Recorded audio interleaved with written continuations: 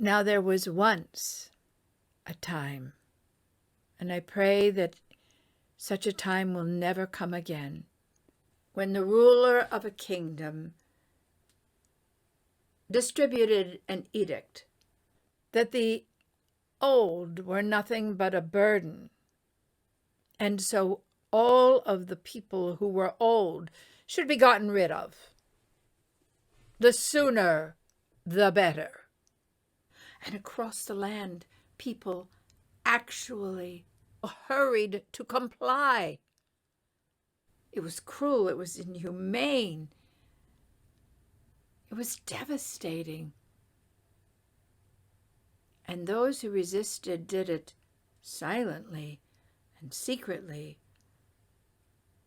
So suddenly, it was a land without anyone who was elderly. And do you know what this meant? It meant that young mothers found their work multiplied. Without help from grandmothers and crones in the neighborhood, they worked harder than ever alone. And young farmers floundered because they had no one older and wiser to help them navigate the decisions that need to be made at every turn on a farm. And children ached because there were fewer stories and fewer laps for comforts. The whole land drooped. In part, it drooped because there was no music. How could there be music? Oh, the instruments still stood in the corner, but sometimes no one was left in the house who knew how to play the instruments. And as for the parents, their days were full of so much more work and so much worry. Many of them were consumed with guilt. All in a land without stories and music. What kind of a land is that? But there was one farmer who loved his father and would not get rid of him. Instead, he decided he would hide his father. It was not so very hard to do. Their farm was isolated. And back then, houses didn't have big windows where anyone could look in. No, they were quite dark and airless by our standards.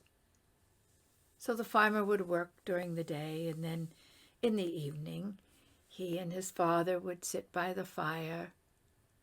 They would tell stories. They had a game they played with pegs and stones. And sometimes they just sat in a companionable silence. Now, as often happens, when in one form of trouble comes, more and more come and pile on top of it.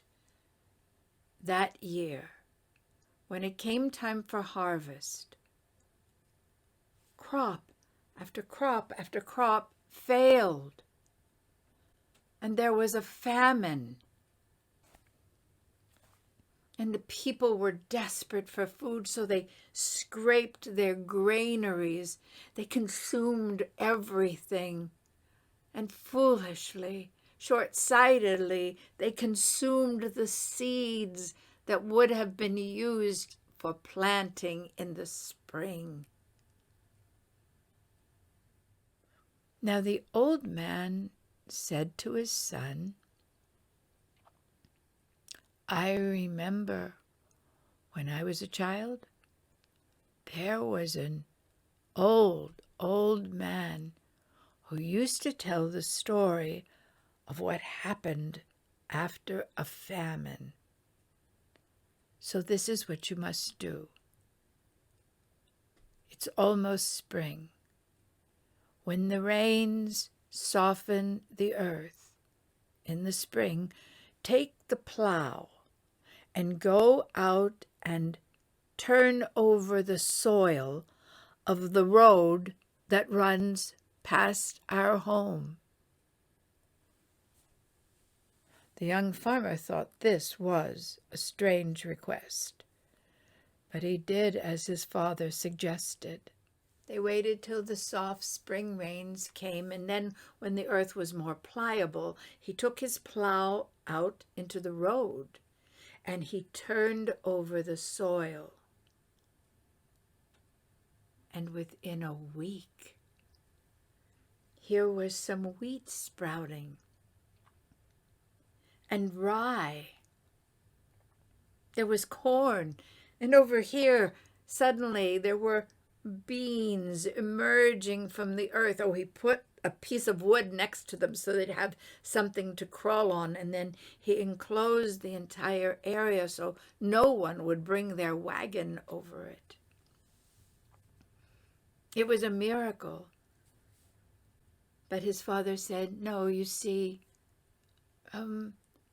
when wagons go past our farm on their way to market, some of the vegetables and grains that they're going to sell fall off between the cracks in the wagon or fall off from the back.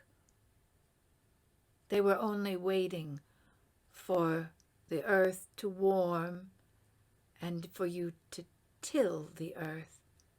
And then the sun and the rain did what they always do."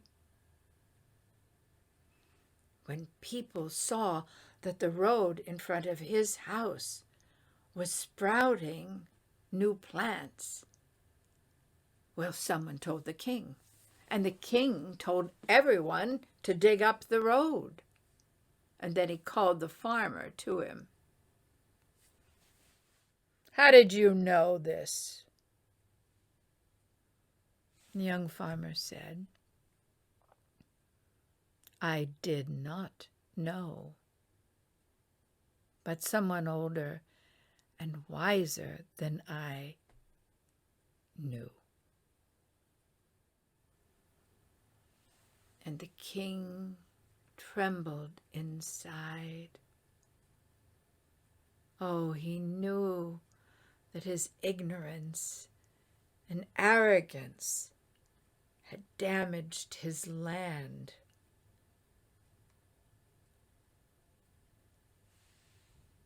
He distributed a new edict. All old people should be revered. And that meant the young farmer could bring his father back outside to sit in the sun. His father could go back to puttering in a garden.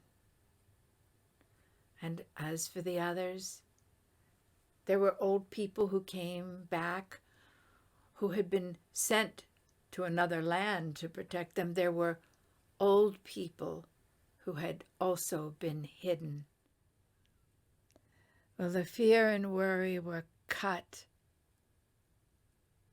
Oh, they were more than cut in half. It meant that young mothers had women to cook and sew and spin with. It meant that young farmers had old farmers to consult about the myriad of decisions that need to be navigated. Children rejoiced. There were more laps, and there were more stories to hear. And music once again filled the land.